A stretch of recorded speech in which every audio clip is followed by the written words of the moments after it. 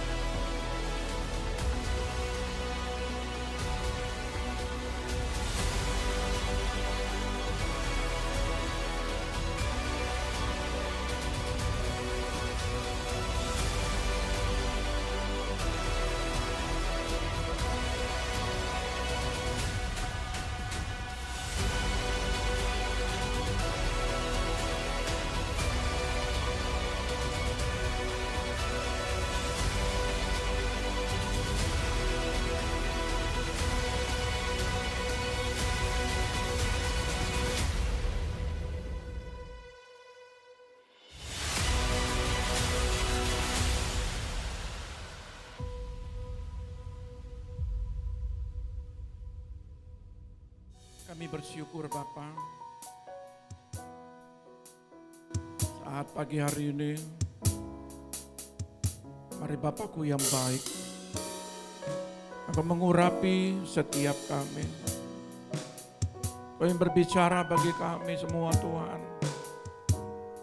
Biarlah tahun ini kami berjalan Tuhan, dengan kekuatan yang datangnya daripada-Mu. Engkau memberkati setiap kami. Engkau mengurapi setiap kami. Kami menyerahkan sepenuhnya Tuhan. Di dalam pemberitaan ini Tuhan, dengan kuat kuasa daripada urapan Roh-Mu yang kudus, mari berikan kami pengertian, biarlah kami berjalan di dalam kekuatan firman-Mu. Kami siap mendengarkan isi hati-Mu Tuhan, di dalam nama Tuhan Yesus, yang siap katakan haleluya. Amin. Puji Tuhan. Shalom. Selamat pagi. Ya, puji Tuhan. Beberapa yang minta doa untuk mereka keluar kota, ya tidak bersama-sama dengan kita, tapi kita terus berdoa dimanapun mereka berada. Tuhan memberikan kemampuan dan Tuhan memberikan kekuatan. Pagi hari ini saya rindu untuk membagikan sebuah kebenaran firman, karena kemarin saya sangat senang sekali dengan tema kita, bahwa di masa sukar Tuhan akan membuat perbedaan bagi kita. Oleh sebab itu pagi hari ini saya rindu untuk menyampaikan sebuah kebenaran firman. Saya ingin memberikan sebuah pemahaman-pemahaman, karena kita akan masuk di dalam doa dan puasa. Ya, mari kita ambil bagian dalam doa dan puasa kita dalam tahun 2024 ini. Ya, kita akan mulai untuk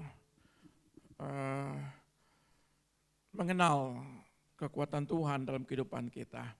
Sebab itu sebelum kita masuk dalam doa dan puasa, mari saya berikan dua pemahaman dari dasar kebenaran firman. Sekecil apapun doamu, jangan pernah merendahkan kekuatannya.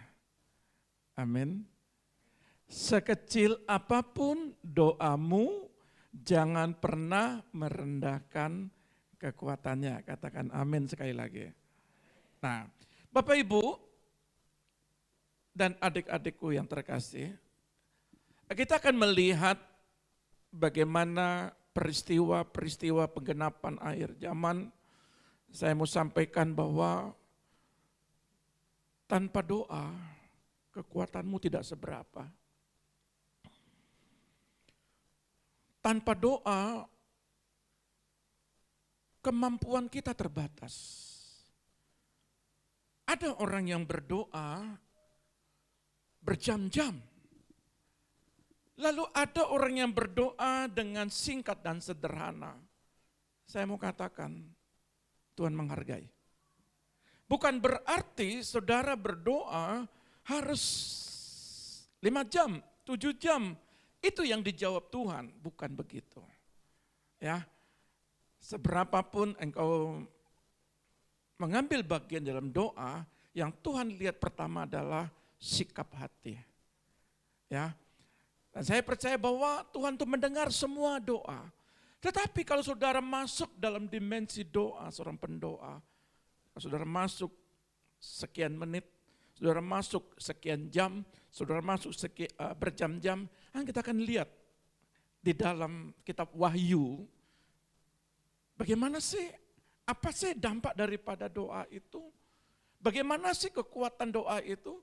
Kalau saya hari ini tidak dijawab, lalu saya terus berdoa atau bagaimana?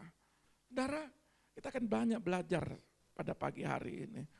Bahwa doa itu seberapapun yang engkau bayar harga untuk melakukan sikap hati berseru dan berdoa. Karena kata firman bilang, jangan pernah berhenti berdoa. Berdoalah terus, tidak boleh putus-putus kata firman. Jadi saya memberikan sebuah arahan kepada kita bahwa kalau kita masuk di dalam doa dan puasa, ya nanti ada pengumuman, kita akan masuk dalam doa dan puasa 40 hari, dan saya percaya bahwa kita yakin bahwa doa itu akan mengubah segala keadaan. Ya, sekecil apapun doamu, jangan pernah merendahkan kekuatannya. Nah, saudara lihat, di sini ada gambar 7 materai. Dan kita akan belajar nanti di materi ketujuhnya. Nah, Tuhan menghargai setiap doa umatnya. Adalah sebuah pembelajaran pagi hari ini, bagaimana jawaban doa. Ya, tolong nanti silakan supaya karena hikmat itu istilahnya saya perlu sebuah konsentrasi. Ya, bagaimana tentang doa yang dilihat Rasul Yohanes? Ya, bagaimana juga doa yang diceritakan Lukas? Pagi hari ini ada 2 perbedaan. Doa itu sama. Dia punya power, dia punya kekuatan. Persoalannya adalah masalah waktu saja. Kalau saudara memahami bahwa bagaimana doa yang dilihat Rasul Yohanes di Pulau Patmos dan bagaimana doa yang diceritakan oleh Lukas, kita akan bisa memahami, oh ternyata bahwa ketika saya masuk di dalam doa ini, Tuhan tetap mendengar doamu. Ya. Jadi jangan berkata bahwa ketika anak kecil berdoa, sudahlah biar dia berdoa, mau dijawab atau tidak, ya mungkin saudara berpikiran pesimis, tapi saya mau katakan, sekalipun dia anak kecil, tapi ketika dia menaikkan sebuah doa, Tuhan juga dengar, Tuhan menghargai. Ada orang berdoa ketika di rumah sakit, mungkin tergeletak. Lalu kita tidak boleh berkata bahwa sekarang sudah tergeletak di rumah sakit, baru berdoa. Tidak boleh kita ngomong begitu. Karena apa? Dimanapun, apapun keadaannya, kondisi setiap umat, apakah di dalam keadaan senang, apakah dalam keadaan kesulitan, apakah dalam keadaan kesehatan yang terhilang, Tuhan tetap menghargai. Ingat, di samping Yesus dia berkata begini, Rabi, itu dari ungkapan isi hati yang paling terdalam. Kalau engkau ada di Firdaus, ingat-ingat akan aku. Dan hari itu juga, walaupun itu singkat, tetapi hari ini juga engkau bersama-sama dengan aku. Artinya, jawaban itu hak prerogatifnya Allah. Hak prerogatifnya Tuhan, bagian kita hanya berdoa. Maka dari sebab itu ada 2 hal yang kita akan lihat ya dalam pelajaran ini. Saudaraku yang terkasih, Kita harus mengerti bahwa tidak ada satupun doa yang sia-sia. Tolong pahami ini. Kalau saudara tidak bisa connect dengan pembelajaran hari ini, maka saudara akan melihat suatu hal yang pesimis dalam setiap keadaan dan situasi. Karena apa? Karena banyak orang berhenti berdoa ketika tidak dijawab. Padahal Rasul Yohanes melihat doamu itu ditampung di bokor emasnya. Lalu kita melihat lagi bahwa jawaban doa terletak pada waktu Tuhan. Kesabaran kita itu akan diuji. Maka saya mau katakan, tetaplah doa, tetaplah berdoa. Kesabaranmu terkadang perlu diuji. Apakah kalau dia tidak dijawab dalam satu hari ini, dia masih tetap setia berdoa? Lalu kita melihat bagaimana yang diceritakan oleh Lukas. Pada waktu hanya sekedar diundi bahwa Zakaria masuk dalam doa. Ya, kita tidak mengerti berapa lama dia berdoa, berapa lama dia pergantian. Tetapi Alkitab berkata, pada waktu dia masuk dalam kemah suci dan dia berdoa, Tuhan menjawab doanya. Begitu cepat sekali. Ya. Nah, saudara yang terkasih lihat, kita lihat dulu dalam kebenaran firman Wahyu pasal 8 ayat 1. Wahyu pasal 8 ayat 1, demikian bunyi firman Tuhan. Materai yang ketujuh. Dan ketika anak domba itu membuka materai yang ketujuh, maka sunyi senyaplah di sorga, kira-kira setengah jam lamanya. Nah, saudara yang terkasih, pada waktu materai ketujuh ini dibukakan, ya, lalu Alkitab berkata, maka sunyi senyaplah di sorga, kira-kira setengah jam lamanya. Perhatikan baik-baik ayat ini, supaya saudara dapat esensinya. Pada waktu materai ini dibuka, yang membuat Rasul Yohanes melihat bahwa ada sebuah kejadian yang luar biasa yang bisa membuat sorga selama setengah jam sunyi senyap, tidak ada aktivitas. Kalau kita lihat dalam terjemahan aslinya itu segai. Segai ini sunyi senyap artinya tenang, silent, ya, atau tidak ada suara. Berhenti berbicara, tidak ada bunyi apapun. Kita tahu dalam Alkitab bahwa 24 tua-tua memuji, menyembah dia dengan berkata haleluya, haleluya. Bahkan di situ Alkitab mencatat juga bahwa puji-pujian itu diagungkan. Segala aktivitas para malaikat itu memuji, memuliakan Tuhan. Setengah jam bisa sepi. Setengah jam bisa tidak ada suara, silent, segai, tidak ada suara. Apa yang membuat sehingga sorga ini begitu? Kalau kita melihat apa yang bisa membuat, kenapa sorga bisa sunyi senyap, tidak ada suara satu apapun. Sunyi senyap dalam terjemahan aslinya. Saudara, pembukaan materai ketujuh ini berbicara kalau dalam kamus KBBI itu hening. Kalau kita lihat seperti ombak gelombang yang kalau kita di pinggir pantai ya begitu keras ombaknya cabur gitu ya. Apalagi kalau ombaknya tinggi. Tetapi situasi kata hening, kata segai, ya, tidak ada suara sama sekali. Ombaknya begitu tenang. Ya. Apa yang membuat situasi ini? Wahyu 8 ayat 2 dan 3. Mari kita baca. Ayat 2. Lalu aku melihat ketujuh malaikat yang berdiri di hadapan Allah, dan kepada mereka diberikan 7 sangkakala. Terus? Maka datanglah seorang malaikat lain, dan ia pergi berdiri dekat mezbah dengan sebuah pedupaan emas, Dan kepadanya diberikan banyak kemenyan untuk dipersembahkannya bersama-sama dengan doa semua orang kudus di atas mezbah emas di hadapan tahta itu. Saudara lihat, yang pertama ketika suasana hening, lalu Rasul Yohanes melihat, pertama ada 7 malaikat pegang terompet. Itu di ayat kedua.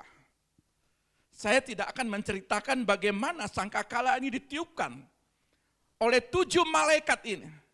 Ya, saya tidak berbicara karena panjang ayatnya. Ayat yang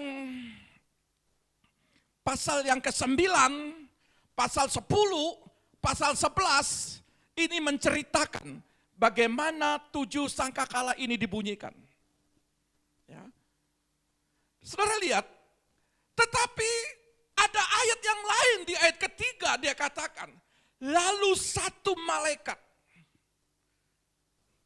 dikatakan memegang pedupaan emas. Yang ini yang kita bahas.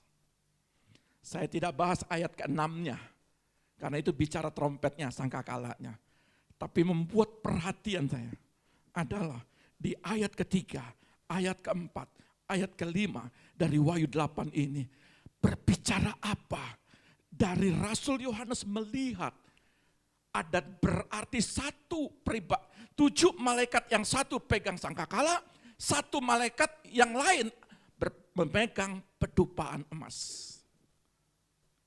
Maka kalau kita perhatikan, di ayat yang ketiga ini dikatakan, maka datanglah seorang malaikat lain dan ia pergi berdiri dekat mezbah, dekat sebuah pedupaan emas, dan kepadanya diberikan banyak kemenyan untuk dipersembahkan bersama-sama dengan doa semua orang kudus di atas mezbah emas di hadapan tahta itu. Penjelasan yang dilihat Rasul Yohanes di Pulau Patmos dan penjelasan dari tulisan Lukas yang disampaikan kepada Theophilus berbicara tentang kemenyan. Rasul Yohanes melihat betapa banyaknya kemenyan yang dibubuhkan supaya pembakarannya itu tercium. Wangi-wangiannya tercium. Kemenyan yang dilihat Rasul Yohanes, pedupaan emas itu libanostos, alat bakar kemenyan, wadah. Kalau kita bicara kemenyannya, ya itu tome amah, rempah-rempah, wangi-wangian, bau-bauan. Berarti Allah senang. Kalau saudara lihat umpamanya beginilah. Ketika saudara pergi ke sebuah toko untuk kebutuhan parfum wangi-wangian, saudara bisa melihat, cek di situ. Mau dari kategori yang puluhan ribu, ratusan ribu, mau sampai jutaan itu ada. Selera rempah-rempahnya, selera daripada bahan-bahannya, saudara bisa melihat, saudara bisa mencium bau-baunya. Ketika saudara senang dengan baunya, dan di situ juga dikatakan bahwa ada yang sekian jam, ada yang 4 jam, ada yang 1 hari, ada yang 2 hari. Lalu kalau yang enak dan tahan lama, tentu saudara akan bayar harganya mahal. Kalau saudara hanya sekedar deodoran, ya saudara bisa lihat harganya berapa. Allah mencium bau-bauan. Seberapa besar anak-anaknya bayar harga dengan doa, itu merupakan kesukaan bagi Allah. Saudara bisa beli parfum yang seperti tadi saya sampaikan, mau tahan lama berapa lama. Ketika saudara lihat, kok enak sekali baunya ini. Berapa? Saya pernah lihat itu harga 4 juta, 3 juta. itu kesukaan. Dan bahan-bahannya berbeda. Ketika orang di sebelahmu mencium, "Dok, kok harum sekali."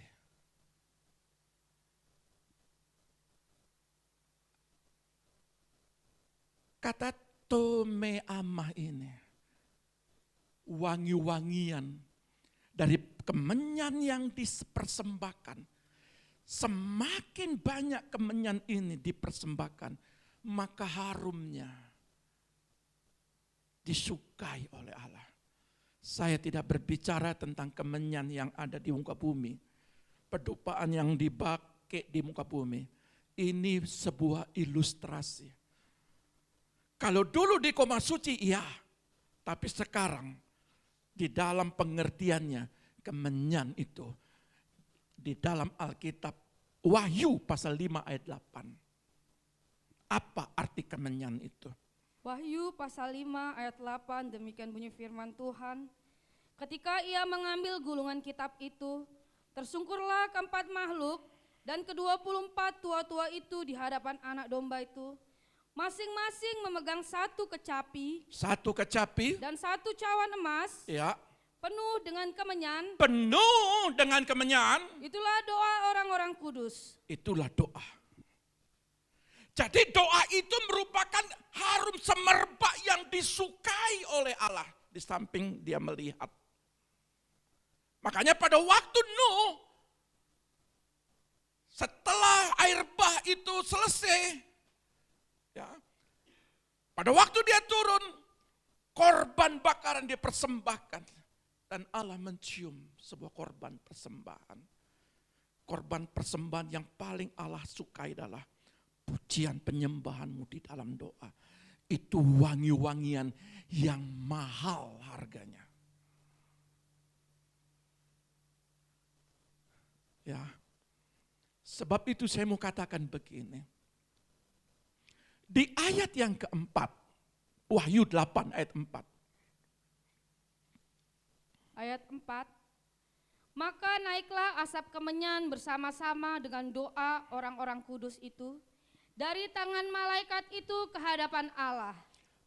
Dalam firman Allah yang hidup dikatakan harum kemenyan yang bercampur dengan doa naik kepada Allah dari mezbah tempat malaikat itu mempersembahkannya. Kata naik itu anabaheno. Bahasa aslinya anabaheno. Yaitu perjalanan, bukan doa itu punya kaki, bukan begitu pemahamannya. Darah, sementara kita berdoa, itu sementara sampai kepada Allah. Kata naiklah itu semakin besar. Jadi kalau hari ini engkau tidak dijawab doamu, jangan pernah berhenti.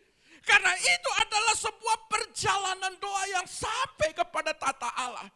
Dan ketika saudara tidak dijawab doa, artinya saudara sedang membubui kemenyan di situ. Lama-lama 1 hari gak dijawab, mana doa kau gak kejawab. Saudara berdoa, 2 kemenyan, saya ambil contoh. Saudara membubuhkan dalam 2 hari. Ketika saudara berdoa 1 jam atau 1 menit, saudara bisa bedakan. Berapa banyak ketika kemenyan yang kau berikan, yang kau bubukin, itu pembakaran membuat harum daripada Allah. Pembukaan tadi awal, keputusan saudara mau doa 1 menit, 5 menit, 1 jam, 2 jam. Tapi saya mau sampaikan, semakin banyak engkau memberikan sebuah pembakaran, semakin tebal. Jadi jangan pernah engkau kecewa dengan doa tidak dijawab. Karena pada waktunya, doamu itu terus dinaikkan 1 jam dalam 1 hari. Bayangkan ketika saudara berdoa dalam 7 tahun, dalam 10 tahun. Kalau itu belum dijawab, terus berdoa. Karena dampaknya berbeda dengan apa yang dilihat Rasul Yohanes, dengan apa yang dilihat oleh Lukas. Jangan pernah meremehkan. Ketika engkau berdoa dalam 1 jam, dalam 2 jam, lalu tidak dijawab, langsung saudara kecewa. Dan saudara berkata, saya tidak berdoa, toh juga dijawab. Belajar Wahyu 8 ini. saudara bisa memahami perbedaannya. Sementara perjalanan ini naik sampai ke tata Allah, maka naiklah kemenyan dan doa-doa orang kudus ke tatanya, dan itu disimpan. Dan Allah mendengar kumulatif. Selama berapa lama kau berdoa, Allah tetap mengingatnya. Jangan pernah berpikir bahwa Allah itu lupa. Allah tetap ingat. Kapan, di mana, bersama siapa, ketika engkau berdoa, Allah mencatatnya. Dan dia menampungnya. Dan di ayat selanjutnya dikatakan ayat 5. Ayat 5, lalu malaikat itu mengambil pedupaan itu. Dia mengambil pedupaan itu. Mengisinya dengan api dari mezbah. Iya. Dan melemparkannya ke bumi. Maka meledaklah bunyi guruh. Meledaklah bunyi guruh. Disertai halilintar. Dan gempa bumi. Kalau saudara lihat dalam terjemahan lain dia bilang begini. Kemudian malaikat itu mengisi pedupaan dengan api dari mezbah. Lalu melemparkannya ke bumi. Maka guru pun menggelegar. Kilat menyambar. Dan terjadi gempa bumi yang sangat dahsyat. Saya mau sampaikan kepada gereja Tuhan. Kekuatan doa sekalipun jawabannya lama. Atau belum terjadi jawaban. Jangan pernah menilai bahwa Allah tidak mendengar doamu. Jangan pernah menilai. Kalau hari ini kau tidak dijawab, naikkan ucapan syukur, terima kasih Tuhan. Kenapa? Karena pada waktu Wahyu 8 ayat 5, sementara itu disimpan. Dan dia lemparkan jawaban doa itu ke bumi. Dahsyat. Seperti kilat menggelegar. Seperti guruh menggelegar. Kilat sambar menyambar. Gempa bumi yang dahsyat. Jadi jangan pernah meremehkan doa. Hari ini kau berdoa tidak dijawab. Besok berdoa. Besok berdoa tidak dijawab. Lusa berdoa. Lusa enggak dijawab. Minggu depan tetap terus berdoa. Sampai minggu depan, sampai bulan depan, sampai tahun depan. Terus berdoa. Karena sampai doa-doa itu disimpan. Pada waktunya. Wahyu 8 ayat 5 ini berkata. Pada waktunya. Dilemparkan jawaban doa itu ke bumi. Dia berbeda kedahsyatannya. Saya mau kasih saudara contoh. Saudara beli parfum yang mahal tadi. Saudara semprot. Sekali cukup. Pecahkan itu botol. Persis seperti seorang perempuan yang memecahkan botol. Lalu mengurapi Yesus. Itu harumnya. Itu mahal. Makanya kata murid-murid, kenapa engkau mengurapi? Kenapa engkau pecahkan? Itu mahal. Yesus bilang, dia menghormatiku, dia menghargaiku. Kalau saudara beli parfum seharga 3 juta, saudara pecahkan itu. Langsung saudara siramkan itu semua. Dia berbeda dengan cuma semprot 1 kali. Beda. Saya mau sampaikan. Doamu yang 7 tahun, yang 10 tahun, ketika dijawab, dia beda hasilnya. Setuju? Saya berikan pemahaman buat saudara. Supaya saudara jangan melihat kalau hari ini, waduh doa enggak kejawab. Saudara salah besar. Salah besar. Karena Wahyu 8 ayat 5, sementara itu dikumpulkan. Dan dibubuhi dengan api. Maka terjadi ledakan yang dahsyat. Percayalah. Berapa lama engkau berdoa, suatu kelak engkau akan melihat apa yang pernah kau doakan. Saya ingat 10 tahun lalu saya pernah berdoa, ini saya sudah lupa. Tapi hari ini saya dijawab, Tuhan tidak pernah lupa apa yang kau doakan. Apalagi sudah berapa lama kita doa puasa 40 hari. Berapa lama sudah kita naikkan. Berapa tahun sejak berdirinya ini kita terus doa dan puasa. Kalau hari ini 2023 mungkin saudara merasa belum dijawab. Saya percaya tahun ini dengan kekuatan yang besar, dengan kuasa yang besar, dengan tangan yang kuat, Dia akan membuat perbedaan, Dia akan mengangkat umat-umat Tuhan, Dia akan memelihara sekalipun masa sulit. Doa itu menentukan.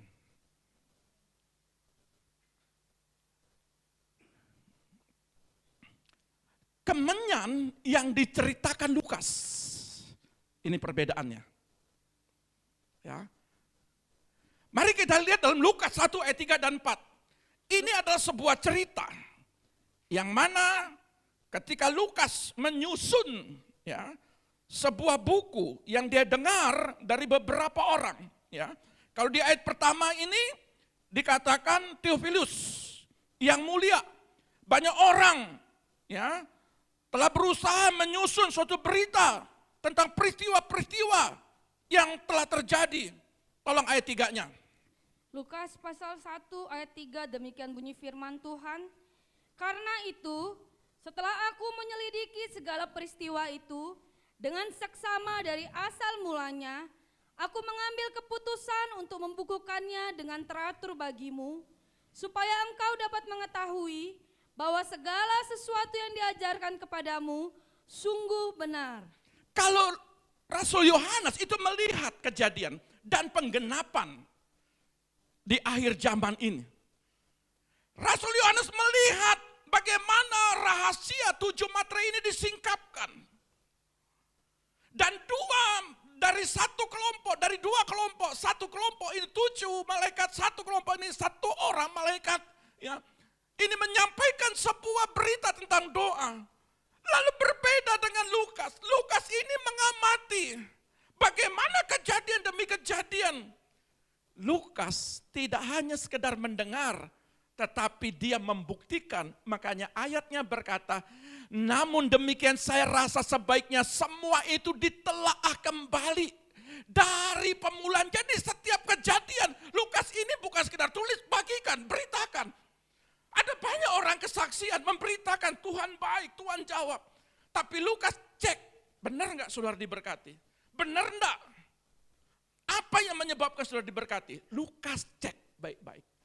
Maka dikatakan di sini sampai akhir dan sesudah diselidiki dengan cermat, saya sampaikan ringkasannya. Untuk lebih meyakinkan saudara tentang kebenaran semua yang sudah diajarkan kepada saudara. Jadi Lukas ini kan disampaikan karena dia yang membiayai sebuah perjalanan Lukas. Lalu disampaikan ringkasannya. Theophilus, aku ingin menyampaikan kebenarannya tentang konsep doa. Dan sampai hari ini, pelajaran kitab Lukas ini ingin menyampaikan kepada saudara, bahwa saudara harus yakin Lukas pasal 1 ini. Seperti Lukas menyampaikan, dan dia katakan, saudara untuk lebih meyakinkan saudara, untuk melebihi meyakinkan kita tentang kebenaran semua yang sudah diajarkan kepada saudara. Apa yang diyakinkan? Apa yang diyakinkan Lukas kepada kita semua? Benar enggak ini? Kalau saudara yakin dengan Lukas, pemberitaan Lukas, maka saudara yakin dengan apa yang dilihat oleh Rasul Yohanes. Kalau konsep Lukas saudara enggak yakin, yang dibuktikan secara otentik, dibuktikan dengan terjun lapangan, wawancara, dan dibuktikan keakuratannya. Kalau itu kita enggak yakin, bagaimana kita yakin dengan Rasul Yohanes melihat di Pulau Patmos bahwa doa itu membawa suatu daya ledak yang luar biasa. Lukas meyakinkan kita. Ayat 9. Ayat 9, sebab ketika diundi, sebagaimana lazimnya untuk menentukan imam yang bertugas, dialah yang ditunjuk untuk masuk ke dalam bait suci dan membakar ukupan di situ. Kalau di ayat 8, pada suatu kali waktu tiba giliran rombongannya Zakaria melakukan tugas keimanan di hadapan Tuhan, maka diundi. Dari rombongan itu Siapa yang ditunjuk untuk pimpin doa? Sama seperti kita lah, para pelayan atau jemaat Yuda hari ini. Siapa yang diundi? Saya ambil contoh untuk pimpin doa hari ini. Kan gitu. Ini saya ibaratkan sebuah contoh. Ternyata dari rombongan itu Zakaria yang ditunjuk. Ya. Dengan undian yang biasanya dilakukan oleh iman Zakaria, ditunjukkan untuk masuk ke dalam rumah Tuhan dan membakar kemenyan. Kemenyan yang dilihat Rasul Yohanes dengan kemenyan yang dicatat, yang diceritakan oleh Lukas ini membawa sebuah pemahaman bagi kita bahwa Lukas 1 ayat 10, tolong baca. Ayat 10, sementara itu seluruh umat berkumpul di luar dan sembahyang. Waktu itu adalah waktu pembakaran ukupan. Saudara lihat, membangun tim doa. Sementara Zakaria masuk, di luar kelompoknya berdoa. Jangan pernah meremehkan kelompok-kelompok doa. Jangan pernah, karena ayat ini mencatat. Sementara Zakaria berdoa, dia masuk karena tidak boleh sembarangan masuk dalam kemah suci. Ya, ketika Zakaria masuk, di luar juga berdoa. Ini korporat. Saudara, tidak ada yang membentengi doa. Karena kemampuanmu terbatas. Kalau fight 24 jam konsisten, berapa lama engkau berdoa. Tetapi ketika ada kelemahan tubuh, ketika ada kelemahan dalam segala sesuatu, maka tim doa itu akan mendoakanmu. Penting. Sementara ya, itu setelah umat berkumpul di luar dan sembahyang, waktu itu adalah waktu pembakaran ukupan. Kami butuh dukungan doa Bapak Ibu.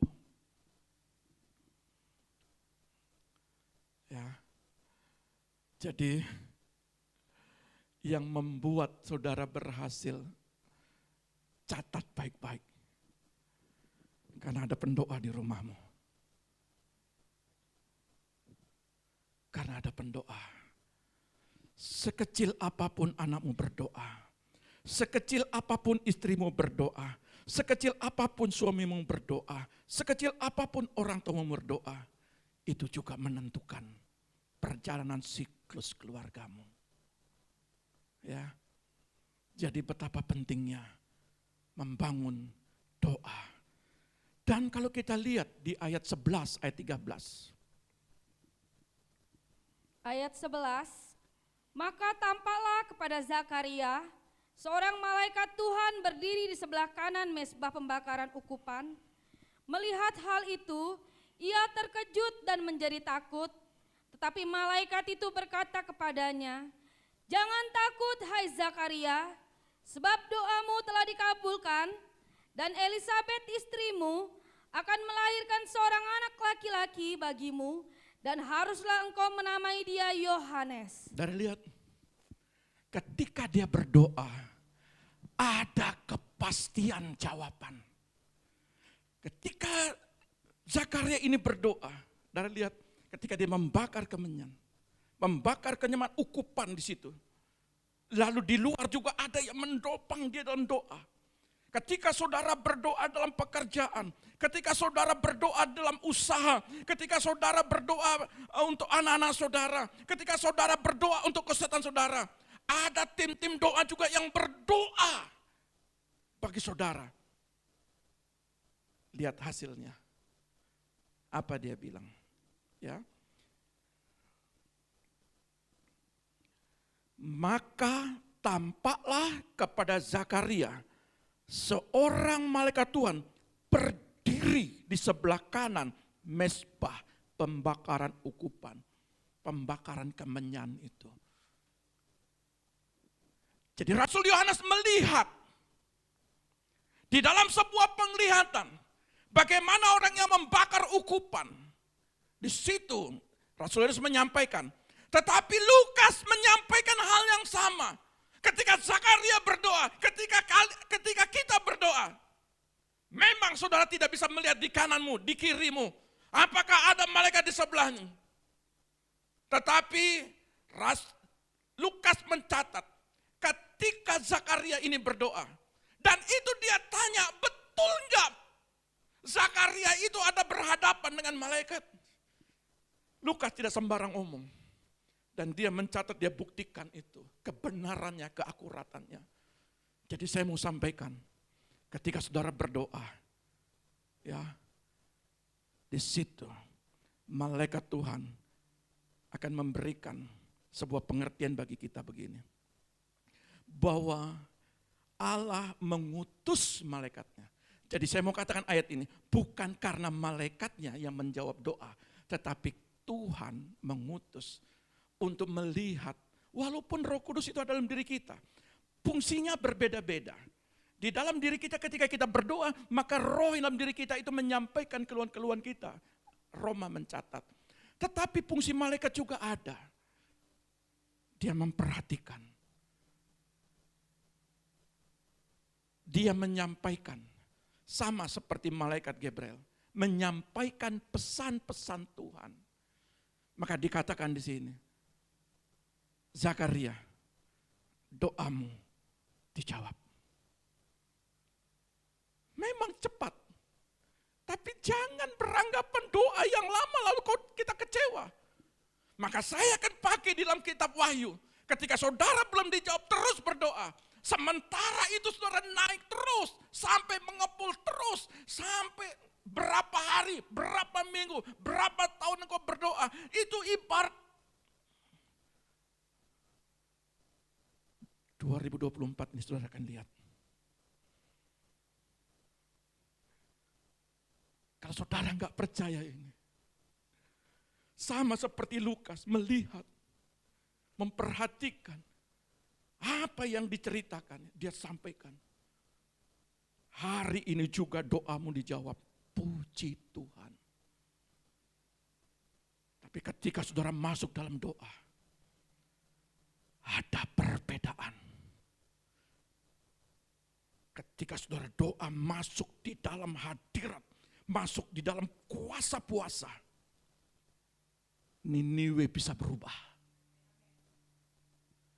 Yang seharusnya dicungkir balikan, itu pun 3 hari dia berdoa itu bisa mengubah keadaan. Saya mau sampaikan, ketika saudara konsisten dalam doa dan puasa, percayalah, semakin banyak kemenyan yang kau bubuhkan, semakin banyak waktu yang kau berikan, ledakannya lebih dahsyat. Semakin banyak parfum yang kau tumpahkan di tubuhmu, dia berbeda pengharumannya, penciumannya. Maka Allah mencium. Semakin banyak kemenyan dalam dirimu, semakin banyak doa dalam dirimu, itu penciuman Allah itu semakin disukakan. Lalu pertanyaannya bagaimana? Bagaimana kalau saya tidak berdoa? Saya kembalikan kepada saudara. Bagaimana kalau saudara tidak pakai parfum? Saya kembalikan. Atau mungkin ada yang gak suka pakai parfum. Oke, mandi tidak usah pakai sabun. Bagaimana rasanya? Halo? Itu yang paling gampang saya kasih ilustrasi. Udah mandi air putih, mandi aja. Yang penting mandi, gak usah pakai sabun. Bagaimana? Bagaimana penciuman kiri kananmu? Atau jangan penciuman dirimu sendiri cium, bagaimana? Jadi saya mau katakan, kalau engkau masuk dalam dimensi doa, maka Allah mencium kesukaan. Amin. Ini saya berikan pengertian tentang doa. Maka dikatakan dalam ayat ini, tolong ayat 6 dan 7. Ayat 6, keduanya adalah benar di hadapan Allah, dan hidup menurut segala perintah dan ketetapan Tuhan dengan tidak bercacat. Tetapi mereka tidak mempunyai anak, sebab Elisabet mandul dan keduanya telah lanjut umurnya. Apa yang membuat persoalanmu hari ini? Elisabet Terpengaruh enggak? Berapa lama dalam keadaan kesulitan Elizabeth? Dia mandul. Tapi bagaimana situasi saudara hari ini? Apa yang terjadi? Apa yang saudara butuhkan? Tapi Alkitab mencatat, dia taat. Dia hidup benar. Itu yang membuat perbedaan. Walaupun persoalannya berat, tapi dia hidup benar. Mau berjalan dalam ketaatan. Itu juga menentukan. Jadi jangan saudara marah ketika belum dijawab. Dia tunggu sampai saudara betul-betul menyadari. Karena Tuhan juga tidak mau saudara hidup di dalam kepuasan pribadimu, kepuasan dagingmu. Doa 5 menit cespleng langsung dijawab. Itu akan membuat iri yang lain. Kalau begitu udah gak usah lama-lama. Mau hidup semau gue, doa seperti itu. Dijawab toh juga. Tidak bisa begitu. Ayat 6 menggarisbawahi. Karena dia hidup benar. Jadi segala sisi kita jawab. Supaya kita bisa mengoreksi. Kenapa hari ini saya belum dijawab doanya? Saudara lihat. Apakah saudara tetap setia berdoa? Oh, kalau mungkin tidak setia, Tuhan, saya mau belajar setia berdoa. Kalau saudara mungkin belum dijawab dalam hal lain, mungkin saudara doa pakai marah-marah, ada doa yang marah-marah, Tuhan, dengar ya doa saya Tuhan.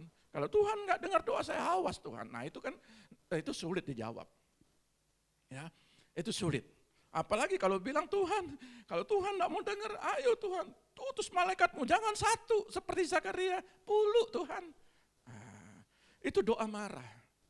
Ya, kirim 10 supaya ngerti, supaya ngelihat. Itu saya sudah doa. Ya, saudara lihat baik-baik ayat ini. Ketika dicek satu persatu, Zakaria, Elizabeth hidup dalam kebenaran. Ya, dia berjalan di dalam ketaatan. Saya mau sampaikan kepada jemaat Tuhan pada hari ini. Kalau seharinya, hari ini bahwa kita mau melihat masa depan yang penuh dengan pengharapan. Kalau ingin kita melihat bahwa tahun ini adalah tahun kesuksesan, tahun ini adalah tahun jawaban bagimu. Jadi ketika anak-anak Tuhan berjalan dalam hari-hari semakin jahat, tetapi karena dia hidup dalam ketaatan, maka Tuhan akan membuat perbedaan. Amin ya. Jadi supaya kita lihat dalam konteks Alkitab. Ya, saya tidak pernah menjanjikan bagi saudara bahwa tahun 2024 tahun kesuksesan bagi saudara, enggak. Ya, yang saya mau sampaikan adalah tahun 2024 bersama Tuhan engkau mengalami kesuksesan, itu baru benar ya. Setuju ya? Haleluya. Nah, saudara lihat, kenapa? Coba lihat di dalam ayat selanjutnya, ayat ke-14.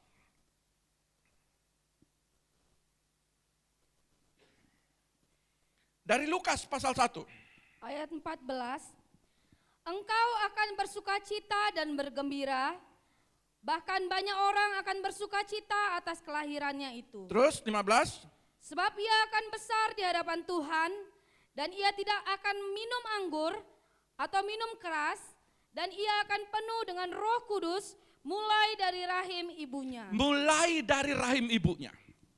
Saudara, saya mau sampaikan bahwa engkau akan bersukacita. Jadi ketika saudara mendapatkan sebuah jawaban, bukan saudara saja yang sukacita, tapi orang lain bersukacita. Karena ketika apa? Ketika Lukas menceritakan kepada Theophilus, Theophilus bersukacita, baru mendengar setiap catatannya. Apalagi kalau saudara mengalami jawaban doa, orang lain akan bersukacita. Jadi pastikan bahwa pribadi kita akan berdampak bagi orang lain. Pribadi kita, apapun yang dijawab doa saudara, itu menjadi kesaksian hidup bagi orang lain. Maka saya mau sampaikan dalam kitab Lukas ini, ya, Percayalah dan percayalah apa yang dilihat dengan Rasul Yohanes, apa yang diceritakan oleh Lukas, itu jawaban doa itu sama. Mau cepat atau kamu lama, itu ada di dalam tangan Tuhan. Tetapi saya mau sampaikan juga kepada jemaat Tuhan, bahwa kekuatan doa itu bagaikan goncangan yang luar biasa. Dia menggoncang pintu-pintu yang tertutup. Dia menggoncang segala sesuatu yang tidak mungkin. Ketika saudara menyampaikan doa yang terus naik, terus naik, terus naik, saudara lihat bahwa ke depan doamu, hidupmu yang 10 tahun yang lalu dengan hari ini, saya mau percayakan kepada kita semua bahwa doa kita penuh dengan kuasa. Karena kita tetap setia, karena kita tetap berseru, karena kita yakin orang berdoa pasti akan membuat hidupnya sukacita. Amin. Mau kita terlibat dalam doa? Ambil di rumah berdoa. Mungkin hari ini engkau ikut puasa. Bisa 1 minggu, puji Tuhan. Bisa 40 hari, puji Tuhan. Lakukan. Untuk siapa? Untuk anakmu. Untuk siapa? Untuk suamimu. Untuk siapa? Untuk istrimu. Untuk siapa? Orang-orang di sekitarmu. Maka engkau akan melihat orang lain bersukacita karena engkau mengambil bagian. Zakaria dijawab, ada tim-tim doa bersukacita. Saya bersyukur Tuhan, terima kasih, praise the Lord Tuhan, bahwa doa kita Tuhan jawab, walaupun bukan untuk kita, tetapi untuk orang lain. Terbebanlah dalam doa. Tuhan Yesus memberkati kita. Mari, terima kasih atas anugerah-Mu. Berikan kami kemampuan, berikan kami kekuatan. Kami percaya Tuhan, kami mau masuk di dalam doa. Kami mau berdoa bagi keluarga-keluarga jemaat-Mu. Kami percaya tahun ini adalah tahun dibukakan segala pintu bagi mereka. Dan kami yakin Tuhan, kami masuk dalam tim doa, ketika mereka Tuhan berjalan dalam kehidupan mereka, mereka akan merasakan kedahsyatan tangan Tuhan yang kuat. Dan kami yakin Tuhan, segala apapun yang dikerjakan mereka, Engkau akan membuat perbedaan, Engkau akan membuat mereka berhasil, anak-anak mereka Engkau akan buat mereka berhasil. Kami yakin Tuhan, inilah kerinduan hati kami. Mari Tuhan, Engkau dengarkan isi hati kami, Engkau dengarkan seruan doa kami, dan segala Tuhan kemenyan ini berbau harum, segala doa-doa kami ini akan berbau harum Tuhan di dalam tata-Mu, dan pada waktunya kami melihat jawaban doa begitu luar biasa dahsyatnya. Angkat kedua tangan-Mu, terimalah berkat dari Bapa Surgawi, diberkatilah keluarga-Mu, diberkatilah anak-anak-Mu, diberkatilah kesehatan-Mu, diberkatilah pendidikan-Mu, diberkatilah lumbung-lumbung-Mu. Apa yang Kau kerjakan lewat tangan-Mu akan dibuat berhasil. Setiap tangan-Mu melakukan apapun juga akan Tuhan memberikan berkat yang luar biasa. Kaki-Mu melangkah, Tuhan akan menuntunnya. Kemanapun Engkau pergi, Engkau selalu akan dibela, Engkau selalu akan dilindungi, Engkau selalu akan terus akan dimonitor oleh Tuhan, sehingga Engkau melihat bahwa segala sesuatu Tuhan yang memberkati. Diberkatilah engkau di bumi, diberkatilah engkau di sorga. Di dalam nama Bapa, Putra dan Roh Kudus, dalam nama Tuhan Yesus yang diberkati. Tuhan katakan haleluya. Amin. Tuhan Yesus memberkati kita semua.